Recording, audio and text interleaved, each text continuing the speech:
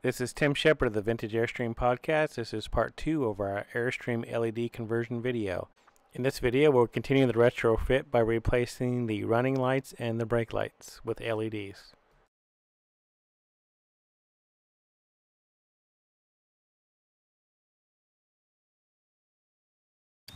Okay, here we are with the LEDs installed on half the trailer. So this is a standard incandescent bulbs with the brake light activated and the running lights or parking lights.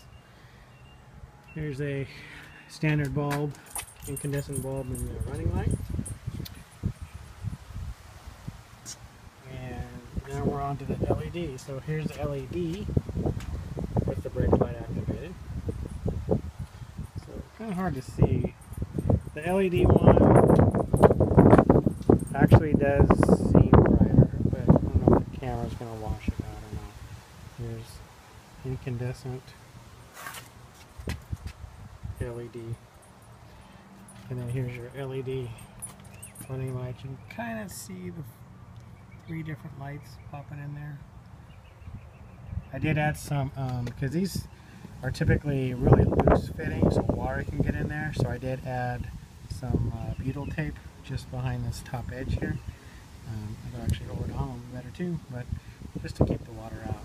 Really don't want water touching LEDs. We are without the brake lights activated, so just your standard running lights.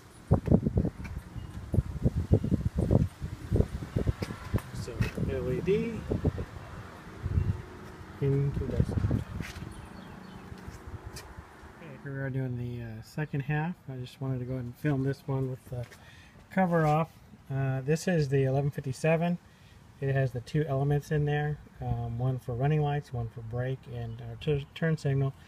And my light fixtures also had a secondary light for just running lights. So I'm able to put 1156 in that. These ones are kind of nice because they're red, but as you can see with the lens on, it doesn't really hurt it either way. That the 1156, which is a single element, is white.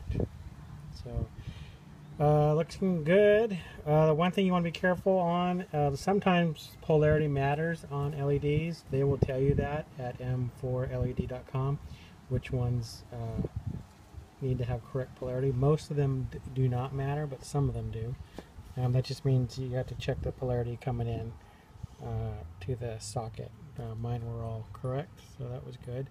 The other thing too is you want to make sure that the sockets are clean, because LEDs draw so much less power.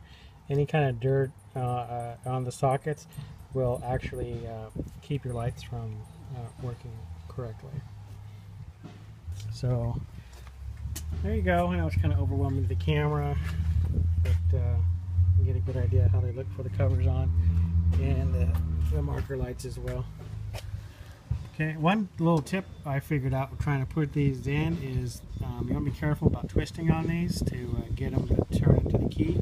So if you pull back on the wire carefully, that will pull the spring inside here, and you can use less force putting the light in. So just a little tip. And one more thing I'm going to do here is, like I mentioned earlier, is I'm going to put butyl tape across the top, which is just this stuff here. This stuff here, it's going to go across the top, and I'll pull the excess off, and that'll keep the water from getting out of here. I found the lens was really dirty inside. Really don't want to have water around your LED bulbs. Alright? So, there you go. Very nice. And one thing I noticed too is when I went to pull these off as I was testing, the cover was really hot on the incandescent, and this one, nothing. And you hear my neighbor drumming out there. So I know some people like to put a jumper lead on their 7-way plug and have their LED lights, or have their parking lights on. So now you don't have to worry if you go LED. You don't have to worry about them getting hot, and you don't have to worry about them using a lot of power. So, nice stuff. I like it. All the LEDs.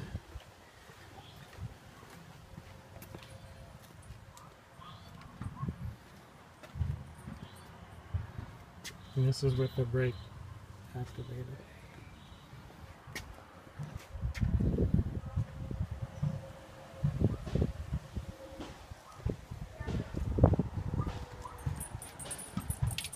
Bella didn't help one bit. Actually, she did. I dropped the screw and she sniffed it. Alright, there you go. M4LED.com. Very nice.